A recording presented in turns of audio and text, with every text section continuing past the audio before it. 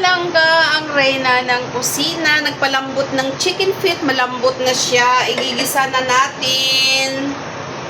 So, ayan siya guys. Nagisa na tayo ng luya.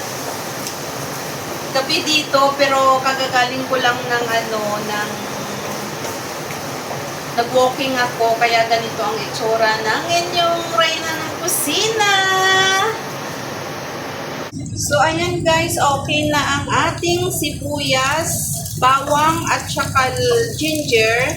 Okay na siguro to. Dahil malambot naman na yung ating chicken feet dahil sa pressure cooker. Itong na to, ito sa kawali na to, lalagyan ko na lang siya ng tuyo. Ayan.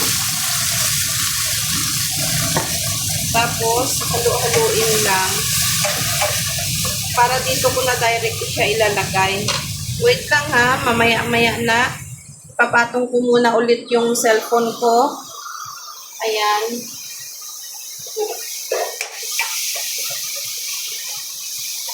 Masarap maraming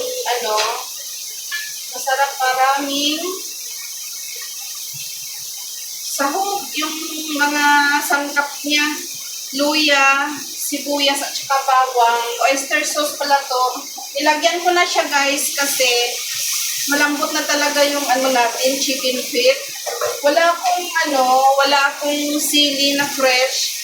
Meron akong dry, yung chili crush.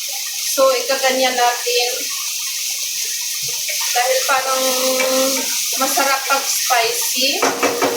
So, ito na. Ilalagay natin ang chicken feet. Ayan. Sus, kalami. Kalami. Mag-aano na siya sa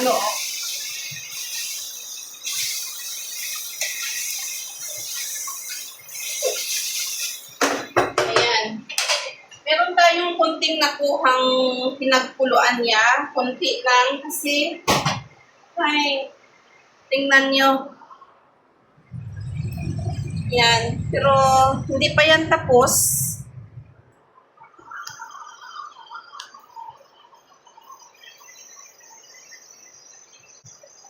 Siyempre, meron tayong brown sugar. Lalagyan natin para mas malasa, mas masarap. Mamaya na yung suka, pagpaluto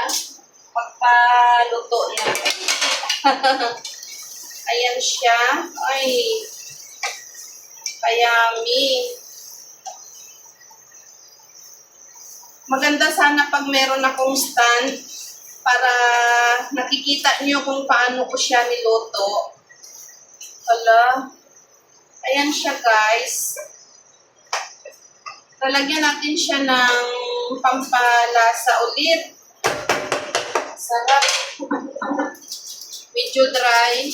So, okay yan. Medyo malapot-lapot kasi siya. So, lalagyan natin konti. Wait natin saglit. Lalagyan ulit natin siya ng bay leaves. Paminta. Wala na pala akong paminta. Meron pala akong stock na paminta.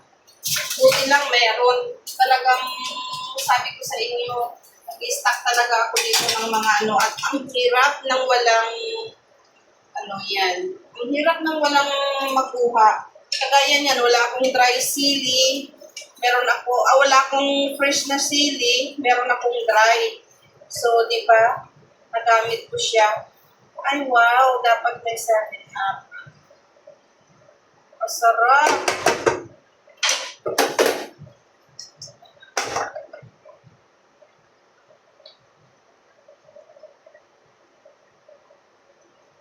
Kasarap ng ating chicken adobo. Ayan. Gusto mo mas malasa pa rin? Lasang manok? Ilalagay natin tong chicken cubes. Ayan. Hintay lang natin siya na matunaw. Meron akong kinuha, tikman ko siya. Malambot na siya sa pressure cooker. Mm. Harap. At ayan, luto ng ating chicken feet adobo. Ayan, hanggang dito na lang. Bye-bye!